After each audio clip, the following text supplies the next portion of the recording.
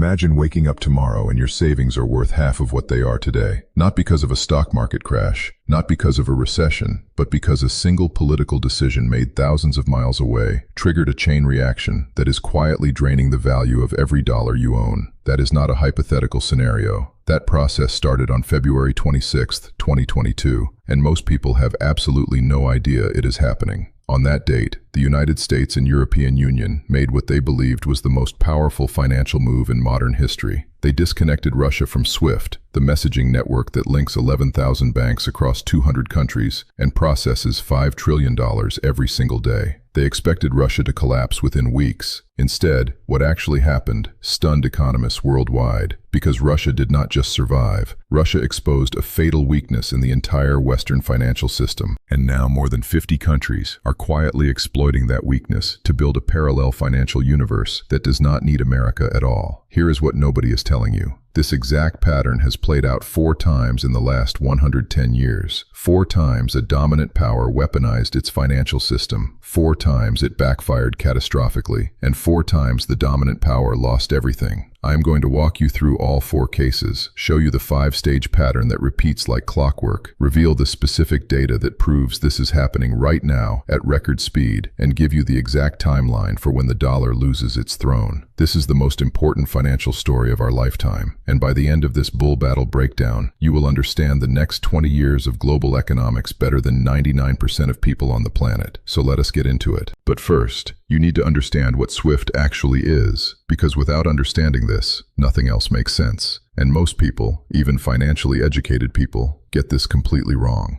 SWIFT is not a bank. It does not hold your money. It does not transfer your money. SWIFT is a messaging system, nothing more. Think of it like this. When Bank A in New York wants to send $1 million to Bank B in Tokyo, SWIFT is the secure telephone line between them. It carries the message that says Bank A authorizes the transfer. The actual money moves through a separate network of correspondent banks. But without that phone line, without SWIFT, the 2 banks cannot communicate. The transaction cannot happen. And that is what makes SWIFT so powerful. SWIFT was born in 1973, when 239 banks across 15 countries decided they needed something better than telex, the old system that was painfully slow, embarrassingly insecure, and constantly producing errors. SWIFT standardized everything. It created encryption protocols, unified message formats, and made cross-border transactions fast and reliable for the first time in history. By 1977, SWIFT handled 10 million messages a year. By 2024, that number exploded to over 11 billion messages annually, roughly 45 million every single day. SWIFT became the nervous system of global finance. Every international trade deal, every cross-border investment, every foreign currency exchange flowed through SWIFT. Now here is where it gets interesting, and this is the part most people miss entirely. SWIFT is headquartered in Belgium, technically neutral, but its board is dominated by American and European banks. And because the vast majority of international transactions settle in US dollars through New York correspondent banks, the United States holds enormous leverage over the entire system. The US Treasury can pressure SWIFT to exclude any country or any bank. And if you are excluded, you are financially invisible. You cannot trade. You cannot receive payments. You are cut off from the global economy. The US tested this weapon on Iran in 2012, and the results were devastating. Oil exports collapsed because buyers literally could not pay. Iran's economy contracted 9%. Inflation hit 45%. The pressure eventually forced Iran into negotiations, leading to the 2015 nuclear agreement. The SWIFT instrument appeared to be the ultimate financial weapon, precise, devastating, and impossible to counter. But here is what Western strategists failed to notice. Iran spent those years quietly building alternative payment channels, barter systems, digital currency routes, and non-dollar trade deals with China, Russia, and Turkey. When restrictions returned in 2018, Iran weathered them far more effectively because it had reduced its SWIFT dependency. That was the first warning sign. Almost nobody paid attention. Then came February 2022, and this is where the story takes a dramatic turn. Because disconnecting Russia from SWIFT was not like disconnecting Iran. Iran was a mid-sized economy that the world could work around. Russia was the 11th largest economy on Earth, one of the planet's biggest energy exporters, a nuclear-armed state, and a permanent member of the UN Security Council. When the US and EU announced that major Russian banks would be severed from SWIFT and that $300 billion in Russian central bank reserves held in Western institutions would be immobilized, they believed they had launched the financial equivalent of a knockout blow. And initially, it looked like they were right. The ruble crashed 30% in 48 hours. The Russian stock market shut down completely to prevent a total meltdown. Citizens lined up at cash machines in panic. Western media declared economic victory. Analysts predicted Russia would buckle within months. But then something happened that changed everything. Russia stabilized. The central bank hiked interest rates to 20%, halting the ruble's freefall. Russia demanded that European countries pay for natural gas in rubles, creating artificial demand for the currency. Within 3 months, the ruble recovered every single point it had lost. Russian trade continued, just not through Western channels anymore. Oil shipments redirected to China, India, and the Middle East. Transactions settled in yuan, rupees, and rubles instead of dollars. By late 2022, the Russian economy had regained its footing. By 2023, Russian GDP grew 3.6%, outpacing both Germany and the United Kingdom. Now pause for a moment and think about what that means. The most powerful financial enforcement measure ever deployed against a major economy, and the target not only survived, but grew faster than the countries that deployed it. That alone is extraordinary. But the real damage was not about Russia at all. The real damage was what every other country on earth concluded while watching this unfold. If you are China, with $3 trillion in reserves, if you are Saudi Arabia sitting on decades of oil wealth, if you are India or Brazil or any nation with significant dollar holdings, you watched $300 billion get immobilized with a single executive order, and you asked yourself one terrifying question. Could that happen to us? Not today, maybe. But what about a future dispute over Taiwan, over Kashmir, over trade policy, over anything Washington disagrees with? The answer was obviously yes. The precedent was set in stone, and that realization set off the biggest financial migration in modern history. But here is the part that will truly change how you see the world. What happened in 2022 is not new. It is a pattern that has repeated 4 times in the last century with mechanical precision, and every single time, the ending is the same. The dominant power loses. Let me show you all 4 cases, because once you see the pattern, you cannot unsee it. Case 1, Britain, 1914. Before World War I, the British pound ruled global finance. London was the center of the financial universe, commanding roughly 65% of international reserves. When war broke out, Britain did something unprecedented. It passed the Trading with the Enemy Act and began confiscating German-owned assets across the entire British Empire. Banks, businesses, ships, property, all seized. Before 1914, international finance had always been kept separate from warfare. Nations fought on battlefields but honored financial contracts. Britain shattered that unwritten rule. Germany was devastated, but neutral countries learned a chilling lesson. If Britain could confiscate German assets today, it could confiscate anyone's assets tomorrow. The money you kept in London was only safe as long as Britain approved of your government's decisions. After the war, neutral nations diversified away from London. They stockpiled gold. They opened accounts in New York and Paris. The United States gained enormously. By 1920, America held more gold than Britain. By 1925, New York rivaled London. And by 1944, at Bretton Woods, the dollar officially replaced the pound as the world's reserve currency. 30 years from weaponization to replacement. Britain thought it was wielding ultimate power. It was actually writing its own financial obituary. Case 2, the United States and Iran, 1979. When Iranian revolutionaries seized American hostages, President Carter immobilized approximately $12 billion in Iranian assets held in U.S. banks. The justification was clear, and the tactical results were effective, but the unintended consequences were enormous. OPEC nations and countries across the Middle East suddenly grasped a terrifying reality. Dollar reserves held in American institutions could be confiscated, not through war, not through legal proceedings, but through a single presidential directive. Your sovereign wealth was not sovereign if it sat in dollars in New York. Throughout the 1980s, OPEC members quietly reduced dollar allocations from 85% to about 71%. Saudi Arabia, Kuwait, and the UAE all trimmed their U.S. Treasury positions. The U.S. won the battle with Iran, but planted seeds of doubt that would grow for decades. Case 3 is crucial, and most analysts completely overlook it. When Russia incorporated Crimea in 2014, the U.S. imposed targeted restrictions but deliberately chose not to disconnect Russia from SWIFT.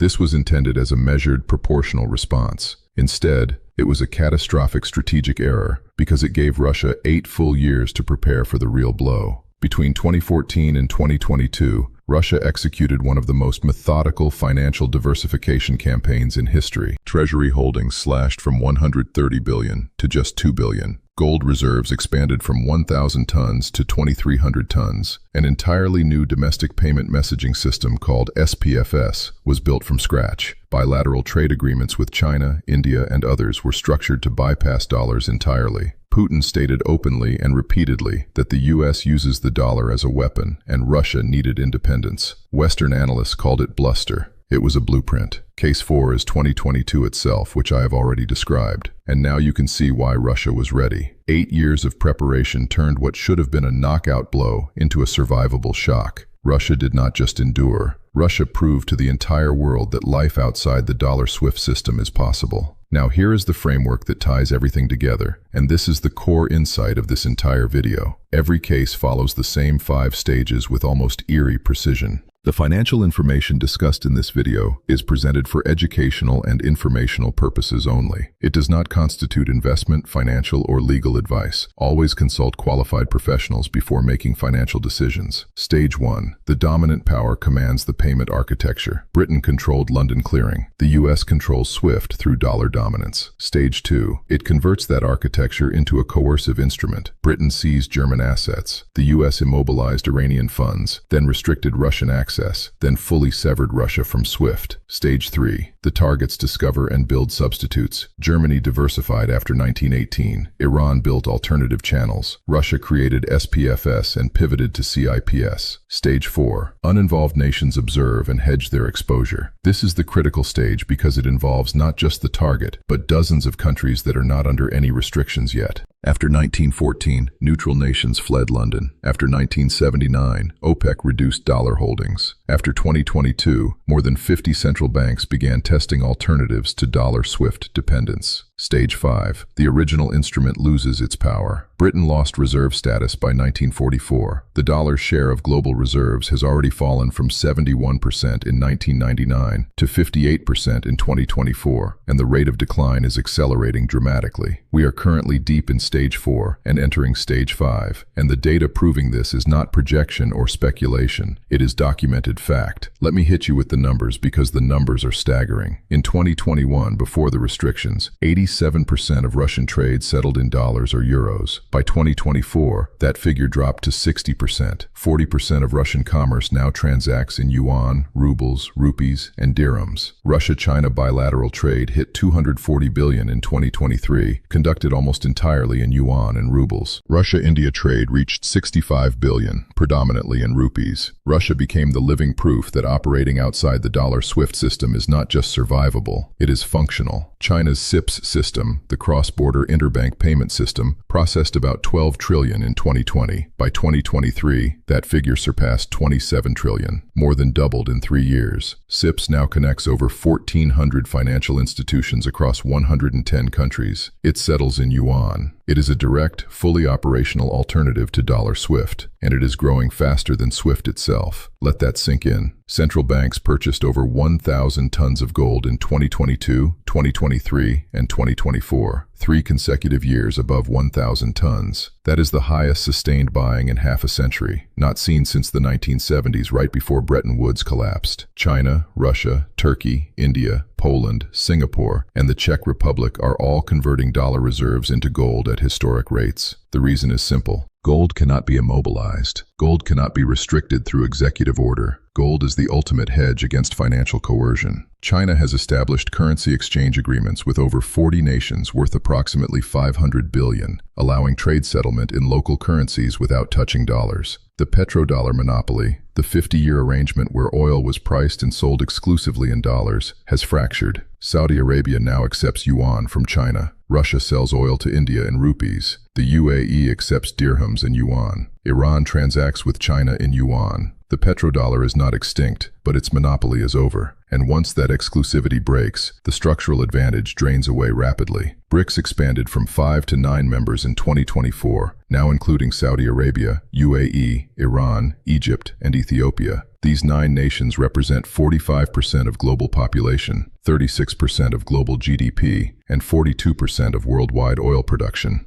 They are actively constructing a collective payment infrastructure and exploring a shared currency backed by gold and commodities. The signal could not be clearer. Half the world is building a financial system that does not depend on America. So the question everyone wants answered: how long does the US have? Britain weaponized finance in 1914, lost reserve status by 1944, 30 years. But Britain also endured 2 world wars that devastated its economy. The US is not fighting world wars and still has the largest economy on Earth, which could slow the decline. However, technology accelerates everything now. Building alternative payment systems took Britain's rivals decades. CIPS scaled from 12 trillion to 27 trillion in just 3 years. Digital platforms grow exponentially. Based on the historical pattern and current acceleration, my assessment is 15 to 25 years from 2022. That places the transition between 2037 and 2047. The dollar's share of reserves falls from 58% today to perhaps 35 to 40% by 2040. Still significant, but no longer dominant. We are looking at a multipolar currency landscape, with the euro around 25%, the yuan at 20%, and gold and other instruments comprising the rest. The trajectory is already locked in. The dollar lost 13 percentage points over 25 years from 1999 to 2024, but the last 2 years alone saw a 4 percentage point drop. If that rate continues accelerating, we reach 45% by 2035. Not centuries, not generations, 1 to 2 decades. Here is what that means for everyday life, and this is the part that affects you directly. Right now, the US can sustain enormous budget shortfalls because the world needs dollars. Foreign nations buy US treasuries to obtain them, allowing America to borrow $2 trillion annually at favorable rates. When the dollar's reserve share drops below 40%, foreign demand for treasuries diminishes sharply. Interest rates spike, budget shortfalls become unmanageable. The American standard of living, which fundamentally depends on importing more than exporting and paying with newly created dollars, becomes unsustainable. Households accustomed to affordable imported goods face costs rising 20 to 30% over a decade as the dollar surrenders its structural privilege. Now let me break down who wins and who loses in this new world, because the shifts are already creating winners. China wins massively. CIPS is China's SWIFT. The yuan is ascending as a reserve currency. China holds enormous gold stockpiles, and its technology firms provide payment infrastructure rivaling anything in the West. China does not need to defeat the US militarily. It simply needs to wait while the dollar deteriorates under contradictions accelerated by American policy choices. Russia wins strategically, not economically in the traditional sense, but Russia proved that surviving SWIFT exclusion is achievable. That demonstration shattered the perception of US financial invincibility and positioned Russia at the center of an expanding alternative network.